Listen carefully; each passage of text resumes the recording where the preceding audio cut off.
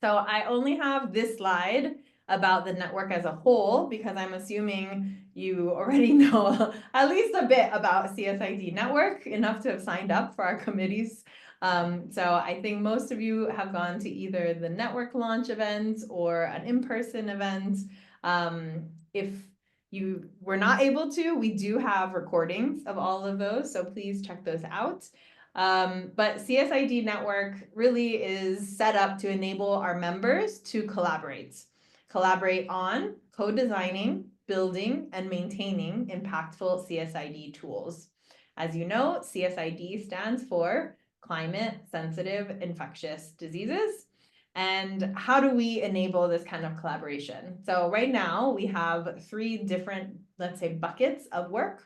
So the first area is our fellowship program. And we are really excited to hopefully be announcing soon in March the selected fellows. But this program is really designed to enable the development and investment of very on-the-ground communities of practice. So we are excited to support communities in very grounded in their contexts, and then to link up to create a global network, right? So where all of us are in our different places, but really helping to connect us and share across our different places things that will be relevant for the building of CSID as a field.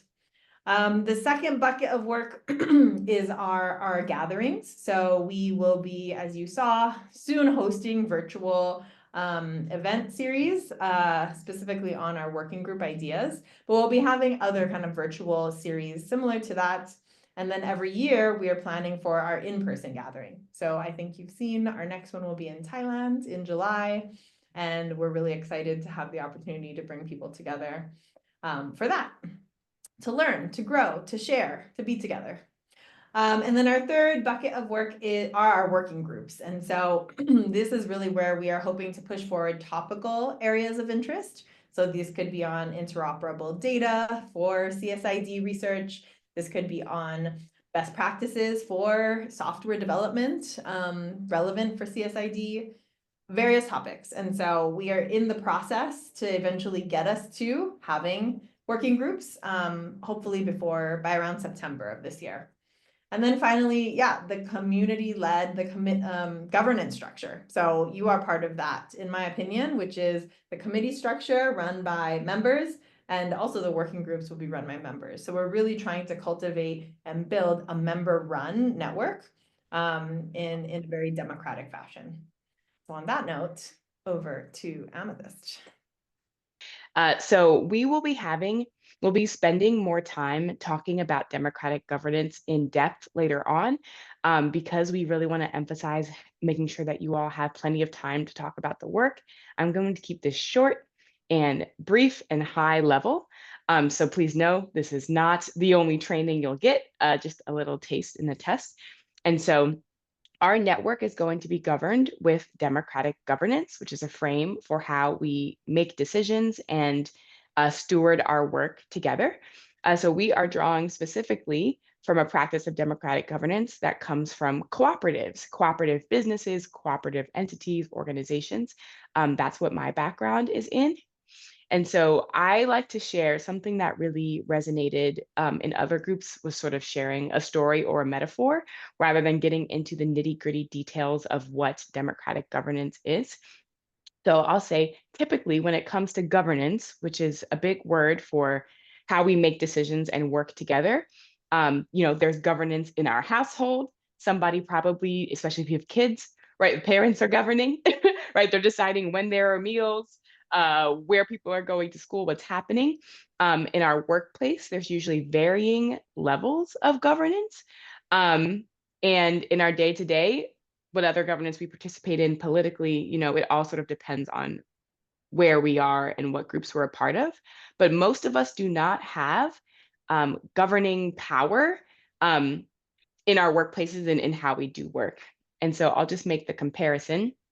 Often traditionally in our work settings, maybe in our research settings, in our school settings, someone else is in charge, right? So you might have a boss who, this is the story I'll share, you have a boss who hires you and tells you, and so this boss decides what is your work, when will you be working. This boss also decides how we make decisions, and yeah, the boss decides how we decide, right? So your boss might be generous and say, I want to give you full power and agency over your work. Your boss might also say, you're allowed to focus on this thing, or say, only I'm going to make final decisions about this, but I'll allow you to make this small decision or this small decision, right? So even that participation, though it might be strong or it might be small, is decided by someone else. And so in the example that we shared, let's say we're all together and we are wanting to build a boat so that we can sail across some water and connect with the people who are on the other side. And so typically for most folks, governance looks like there being a boss who decides, right? Who says, hey, y'all, I know you showed up for regular work, but actually we're going to build this boat. Here are the plans for building the boat. Maybe Assad, you're in charge of sourcing the wood, and Mamadou, you are in charge of communicating with the folks who are on the other side of the shore. Maybe the boss will give some flexibility about when this mission or this trip happens, but all of those decisions, right? What you're doing, where your labor is going, how you make decisions is decided by someone else.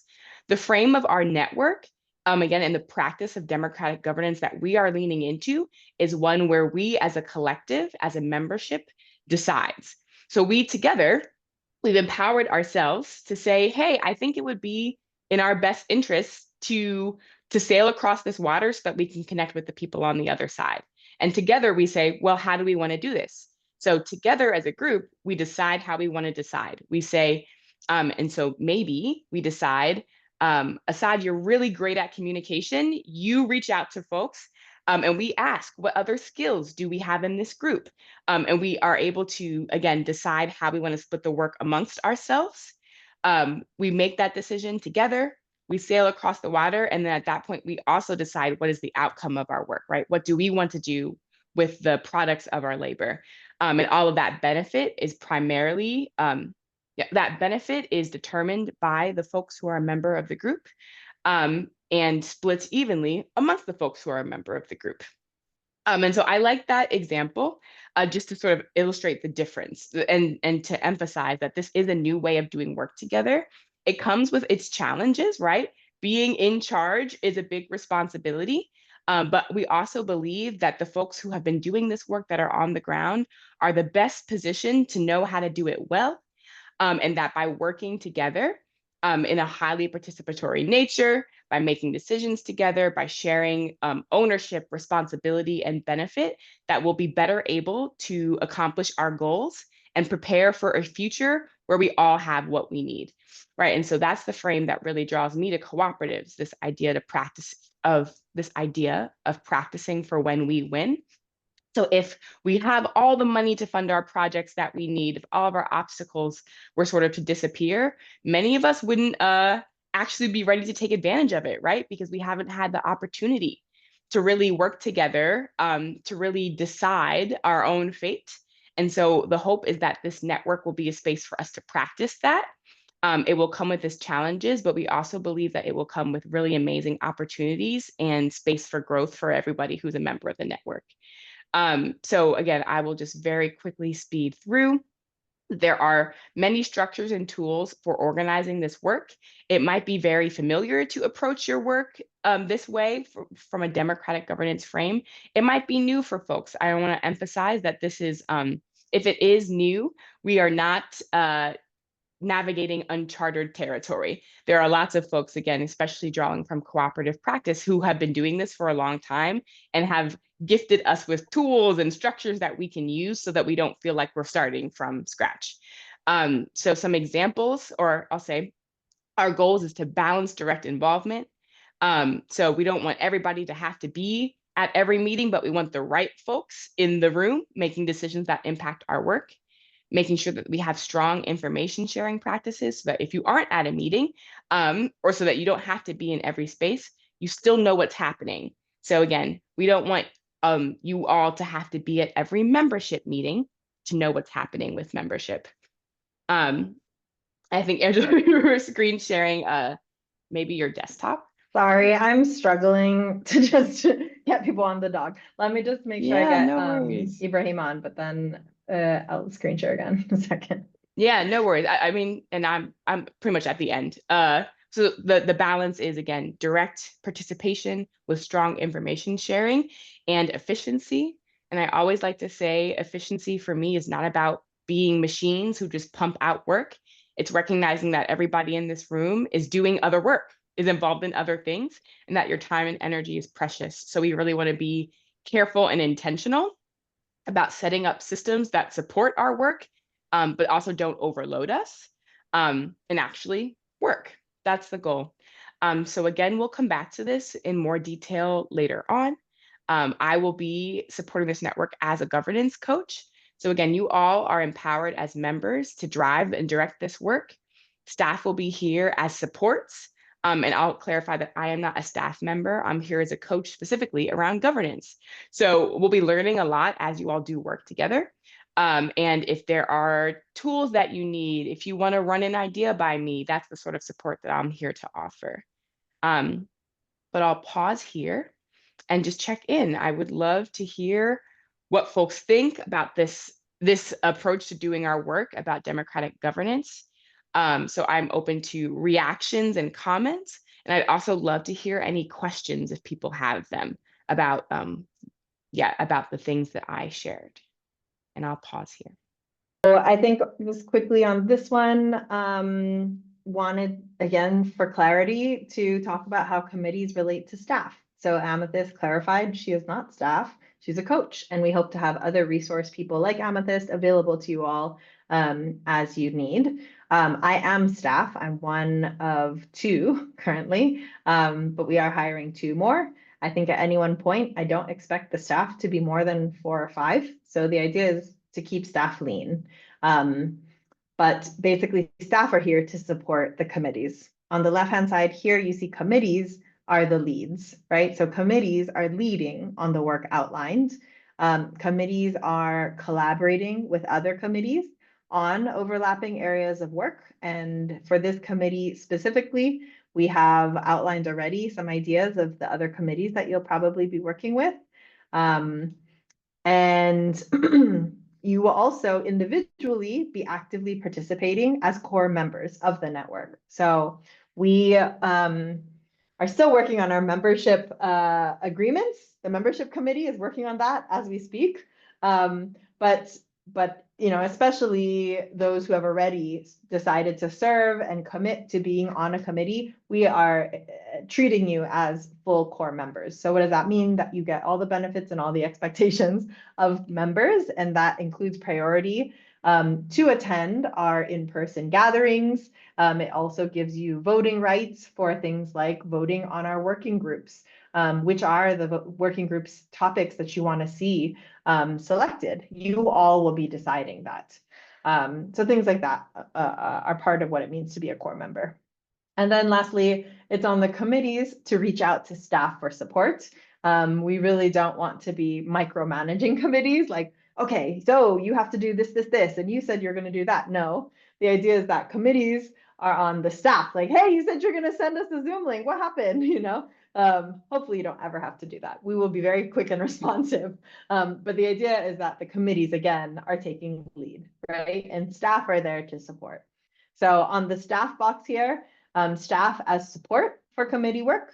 So what does that mean? You know, especially some of the admin work that maybe we can do quickly and easily for you. That isn't the best use of your time. Things like setting up the calendar invites, sending around doodles, Zoom links, sharing information about the other committees. So we imagine ourselves as kind of the weavers between the different committees. You know, we'll do our very best to try and get information and the right committees, making sure they're in conversation. Staff will have heavier involvement in the finance and fundraising committee and also the event committee, especially for this first year. But again, the staff are not the bottom liners. We're not the ones that are just going to be doing all the work across all of the 7 committees. We're really here to support on making sure you all have everything you need to push the work forward. Yeah, sounds good. So this question of how do committees relate to other committees? Um, so sometimes a committee might send a rep to another meeting, and that person might be responsible for reporting back.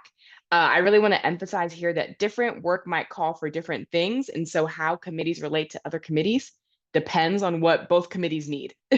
And so again, the idea is that these smaller committees are empowered to sort of work on a particular line of work, but obviously the work that's happening, sorry to keep using the same word, but the work is related, right? And overlapping. So for example, the membership committee is going to be in really constant communication with the governance committee, hopefully sharing feedback about and saying, for example, hey, governance committee, you wanted folks to do these reports, but it's really getting in the way of the pacing of our work. We're getting a lot of feedback that maybe we should spread them out more, that kind of conversation. And so again, how those committees might talk to each other depends on the work. Maybe it's sending a rep and having somebody report back for the next meeting. Maybe you'll be in direct email communication. Maybe an area of work will be so large or need so many brains participating that you might want to collaborate and schedule a meeting to meet together live all together. Again, we really want to empower y'all that it's up to you and based on whatever you think the work needs. There will be some existing structure again, so you don't have to be at all of those meetings to know what's happening in other groups. And the governance committee is the committee that will help to figure out accountability systems. And so I know, at least for me, before I got involved with democratic governance and cooperatives, when I heard the word reports, my eyes glazed over. I thought about grant reports. I thought about really boring things that I was forced to read. And the governance committee is going to be tasked with helping us figure out how committees can share reports to keep other committees up to date and also our broad membership up to date. And so I want to mention now and encourage y'all to think about what are creative ways that we can have strong information sharing practices so other committees know what's happening in your committee. And so that our broader membership also knows what's happening. And this is an infrastructure that's going to exist across all of our smaller groups. So committees will share reports with membership. Working groups will also share reports with membership and other committees. And the idea is that we'll build out this structure, so that also makes it easy, again, to know what's happening in other groups and to see areas of collaboration. For example, again, perhaps membership will put out a report that feels really interesting. You're like, ooh, there's something there that we might want to write a paper about, or that we might want to lift up on our social media. And again, that's a great way for you all to stay plugged into what's happening in other groups in the network. If you miss a meeting, you can check out these reports and sort of still know what's happening. So I'll stop there and say this is sort of the beginning. It depends on what the work needs, and we'll be building out this infrastructure so that you all know what's happening in other parts of our network.